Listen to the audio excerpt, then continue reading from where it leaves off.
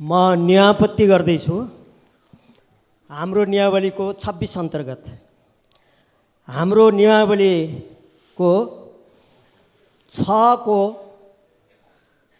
उपदफा 5 मा बैठकमा मन्त्रीको उपस्थिति अनिवार्य हुनुपर्ने छ र कुनै मन्त्रालयसँग सम्बन्धित विषयमा छलफल हुँदा सम्बन्धित मन्त्री समेत अनिवार्य उपस्थित हुनुपर्ने छ भन्ने व्यवस्था छ।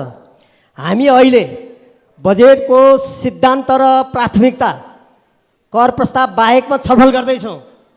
यहाँ को अवस्था छ, हामी आर्थिक रूपमा जसरी पछाडि परेका छौँ, सरकारले अर्थनीतिलाई चाहिँ अगाडि बढाउने कुरा जो राष्ट्र ब्याङ्कसँग सम्बन्धित छ त्यो यत्रो लामो समयसम्म नियम उल्लङ्घन गरेको छ।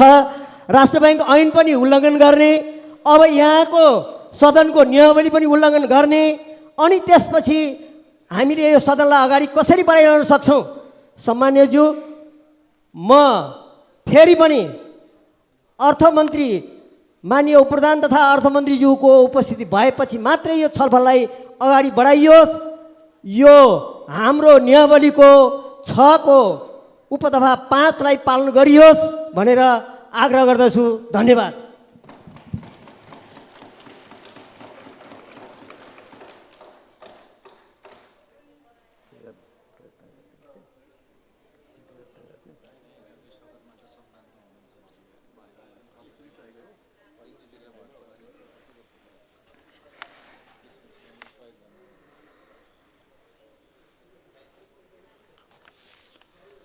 माननीय सदस्यहरू, प्रमुख प्रतिपक्षी दलका प्रमुख सचेतक माननीय हितराज पाण्डेजीले उठाउनु भएको हाम्रो सदन सञ्चालनको नियमावलीको व्यवस्था अन्तर्गत हो।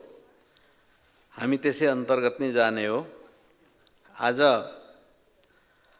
हाम्रो विनियोजित शीर्षकमाथिको सिद्धान्त र प्राथमिकतामाथि छलफल मात्रै होइन, छलफलमा उठेका प्रश्नहरूको जवाब पनि दिएर आज यसलाई अन्त्य गर्ने गरी राखिएको कुराहरूको बारेमा माननीय सदस्यहरू जानकारै हुनुहुन्छ।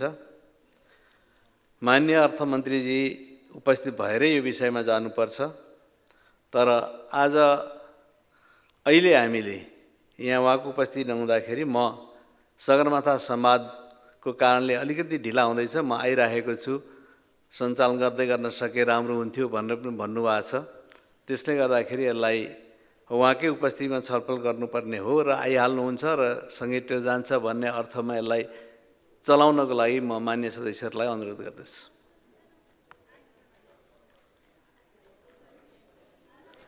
ठिक छ, मान्य सदस्य के भन्न लाग्नु भएको छ? यो बारम्बार हामीले यो विषयवस्तु उठाइरहेका छौँ, तर सरकार, म अहिले कुराकानी गरिरहेको छु, ऐन पनि पालन गर्दैन, काखा र पाखा गर्छ, कसैलाई चाहिँ लहर जेलमा हालिहाल्छ, कसैलाई चाहिँ फेरि छोडिदिन्छ। सँगसँगै नियमावलीको पनि पालन नगरिकन हुँदाहुँदै प्री बजेटमा छलफल भइरहेको छ। अर्थमन्त्री नभए पनि अगाडि बढिरहन सकिन्छ भनेर भनिरहन्छ। प्रमुख प्रतिपक्षी दलको तर्फबाट बारम्बार यो प्रश्न उठ्दाखेरिमा पनि अझ यो विषयवस्तुलाई वास्ता गरिँदैन। त्यसकारणले माननीय उपप्रधानमन्त्री तथा अर्थमन्त्रीज्यू नआउन्जेलसम्म यो सदन चल्न हुँदैन। म फेरि पनि विनम्रताका साथ आग्रह गर्दछु। सम्माननीय